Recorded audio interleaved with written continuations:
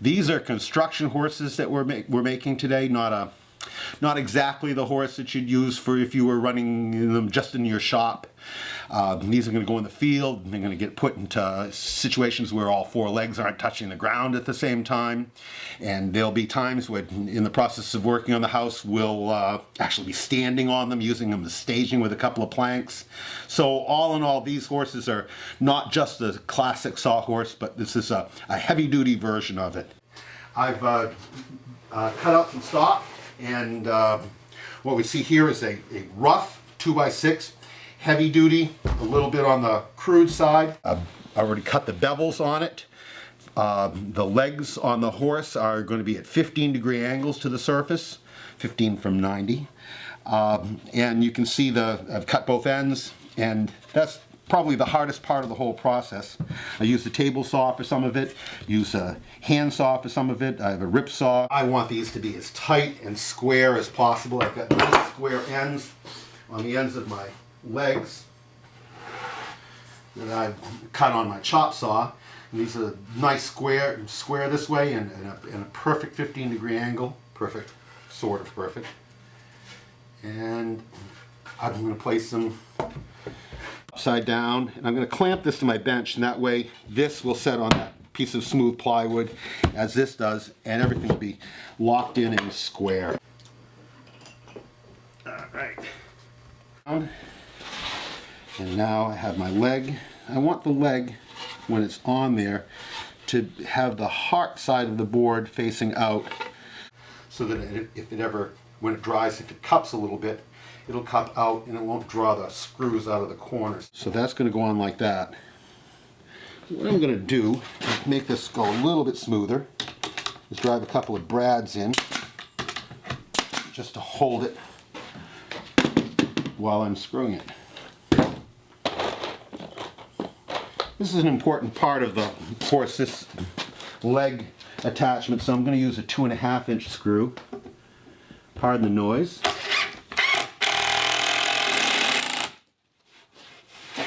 One. And checking for the heart again and turning it so it'll go out. A couple of brads, hold it in place. And now some screws.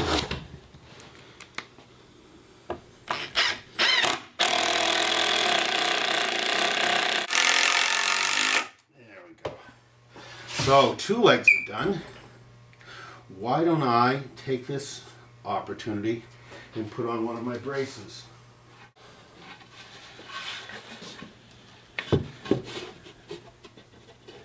So this right here, this board is going to provide the support for the angle and the splay of the legs. It's almost the right size. I'm going to center it at the bottom and tack a couple of brads in it. Then I'm going to line the legs up with the edge of it. Try to keep your fingers out of the way. There we go. The brads are there obviously just to hold this together. Now this you can see I've got pre-drilled so that I don't have to worry about hitting the wrong spot. And I'll put 4 for these because there are 4 of them and it's just board onto board. I'm using 2-inch screws. So the other nice thing about using a clamp, I love working in the shop. You can clamp things down, something sturdy and it doesn't move. There we go, that's done. That's one end. The other one's going to be hopefully as good as that. Swap it around. Back to the clamp. This clamp right here I bought when I was a pup. It was probably 40 years ago. Still using it. It was one of the smarter things that I did.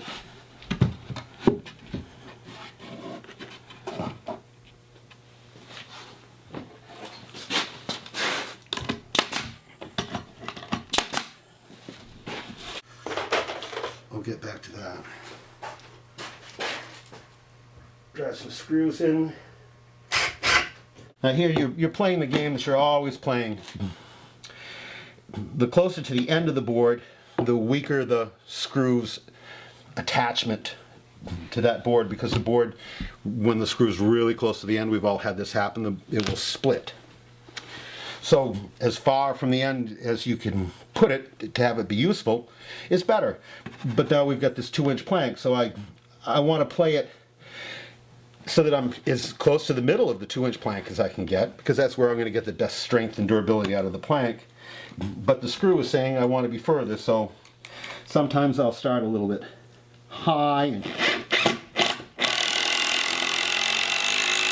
And there's no real advantage to having all of these screws in the exact same location.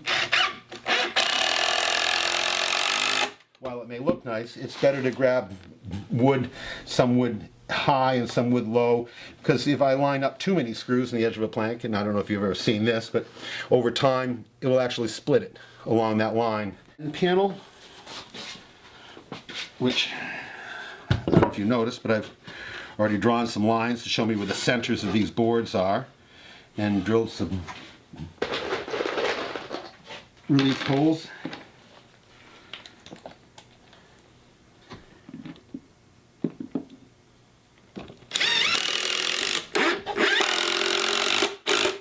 My end panels now on. Look at that. Now that takes care of the support. This plank will also, when this is in use, will bear on this end panel. The legs won't be taking all of the load of the top and shear on the screws. I'm going to turn this sideways. Get a few things out of the way. Too much shit in the way.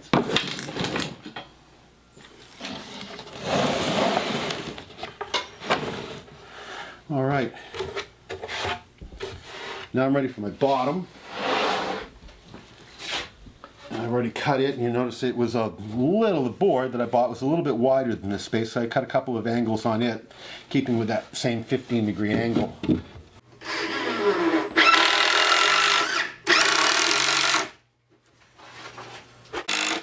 Here's a little hint from your Uncle Dave.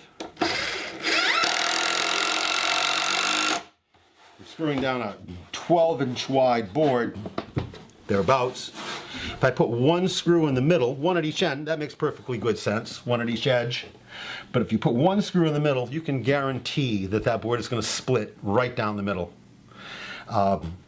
That's why you almost always will see me put a pair of fasteners on either side of the center, because the center of the board is, because of the way God makes trees, probably always the weakest part. All right, now this is pretty stiff in terms of this business because of this attachment. The legs are pretty stiff now because of these panels. And now we have to take care of that next thing, because remember I said that these are going to go to a construction site and get used probably as staging at a certain point to get up to the cornice or to do the edge of a ceiling. And so I want to give this some stability back and forth. To do that, I'm going to use some fasteners through this leg into this board, using this width times 4 to provide stiffness this way.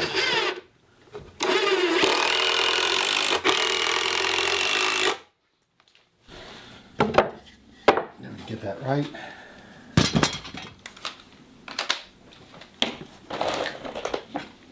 And now back to the 2.5-inch screws.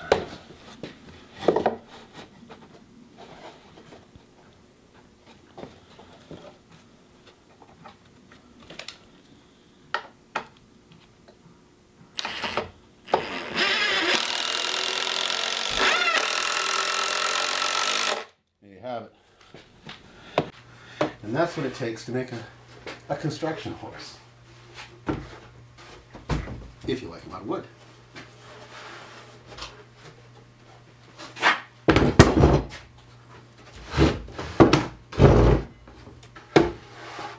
So, and if you want, you can look on my website and download a 3D model of this, and you can pull dimensions off it and make your own.